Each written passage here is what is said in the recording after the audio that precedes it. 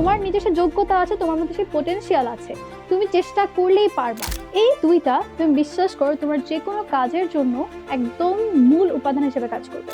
ওদের মধ্যে এমন অ্যাটিটিউড চলে আসে, ধুর আমার জন্য এটা কোনো ব্যাপার, এটা তো আমার জন্য বাচ্চা খেলার মতো, আমি পরীক্ষা দিলেই ভালো করবো। এমন যাতে না হয় যে আজকে পড়ে 2 দিন আর পড়তে ইচ্ছা করতেছে না, আবার পরের দিন পড়তে গিয়ে দেখা যাচ্ছে কিছুই পারতেছে না। তো সবসময় নিজের উপরে একটা সেলফ কনফিডেন্ট, একটা সেলফ এস্টিম ধরে রেখে নিজেকে পরিশ্রম করতে হবে, তাহলে দেখবা তোমার রেজাল্টও পারবে। এটা তোমার চান্স পাওয়ার ক্ষেত্রে সবচেয়ে প্রাইম ফ্যাক্টর হিসেবে কাজ করে। আজকে তোমাদের সাথে আরেকটা ব্যাপার নিয়ে আলোচনা করতে চলে আসি, সেটা হচ্ছে দেখো আমি এখানে কথা লিখেছি, CC are the keys. So what is CC? তো সিসি যদি আমি তোমাকে বলি, এটা মেইনলি সেকেন্ড টাইমার বলতে পারো, বা যে কোনো তুমি 27 ব্যাচ হও 26 ব্যাচ হও যে কোনো কেউ শুনতে পারো। দেখো সিসি বলতে তোমার হচ্ছে এক ফার্স্ট সি দিয়ে কনসিস্টেন্সি, সেকেন্ড সি দিয়ে কনফিডেন্স।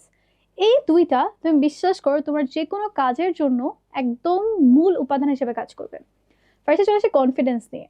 আমাদের ধরো তুমি অনেক ভালো স্টুডেন্ট, তুমি ভালো করে পড়াশোনা করো, সব কিছু অনেক মেনটেন করে চলো, বাট তোমার কনফিডেন্স অনেক কম। এই কনফিডেন্স কম থাকার কারণে দেখা যায় যে তোমার পড়াটাই বলো বা তুমি যে কাজটাই করো না কেন, সে কাজটা কোনো ইফেক্টিভ কাজ হয় না। তো এই জন্য তোমার নিজের উপর একটা কনফিডেন্স থাকতে হবে যে I am capable enough to do this.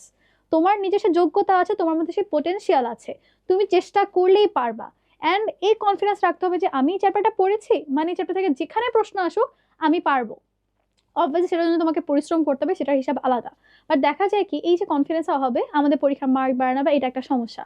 So সবসময় নিজের উপরে একটা সেলফ কনফিডেন্ট, একটা সেলফ এস্টিম ধরে রেখে নিজেকে পরিশ্রম করতে হবে, তাহলে দেখবা তোমার রেজাল্টও পারবে অ্যান্ড তোমার মানে আউটকাম খুব ভালো হবে। এখন একটা কথা চলে আসি, ওভার কনফিডেন্স আবার খুবই বাজে। দেখা যায় কিছু মানুষের ওভার কনফিডেন্স, অহংকারের একটা ব্যাপার চলে আসে। ধরো কিছু এক্সামে ফার্স্ট হয়েছে বা কিছু এক্সাম ভালো রেজাল্ট করেছে, ওদের মধ্যে এমন অ্যাটিটিউড চলে আসে, ধুর আমার জন্য এটা কোনো ব্যাপার, এটা তো আমার জন্য বাচ্চা খেলার মতো, আমি পরীক্ষা দিলেই ভালো করব।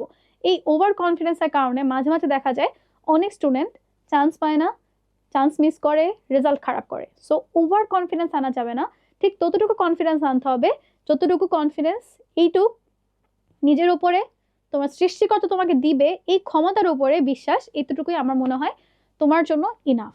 তারপর চলে আসে সেকেন্ড ইজ কনসিস্টেন্সি। এটা আমি বারবার প্রত্যেকটা ভিডিওতে বলি, বিশেষ করে সেকেন্ড টাইমারদের জন্য এটা বেশি। সেটা হচ্ছে কনসিস্টেন্ট থাকা, শুরু থেকে শেষ পর্যন্ত একইভাবে পরিশ্রম করা। অবশ্যই প্রত্যেক দিন তোমার 10 ঘন্টা 12 ঘন্টা হবে না, 6-7 ঘন্টা হোক, বাট এইটুক যাতে ঠিক থাকে যে আমার প্রত্যেক দিনের টার্গেট আমি প্রতিদিন ফিল আপ করতে পারছি।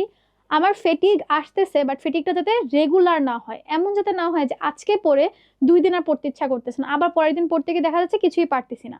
তো এই যে কনসিস্টেন্ট থাকা, যে প্রতিদিন এতটুকু পড়বো, এইটুকু টাইম রেস্ট নিব, বা সপ্তাহের মধ্যে একদিন বা 15 দিনের মধ্যে একদিন আমি একটা একটা গ্যাপ ডে নিব, সেদিন আমি কোনো পড়াশোনা করবো না, সেদিন একটু ঘুরে বেড়াবো।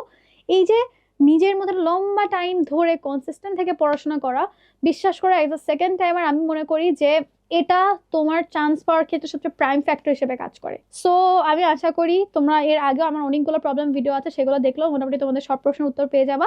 তারপরে যদি কোনো কিছু নিয়ে কোনো ডাউট থাকে, you can ask in the comment section. So everyone, ফি আমানিল্লাহ, বেস্ট অফ লাক।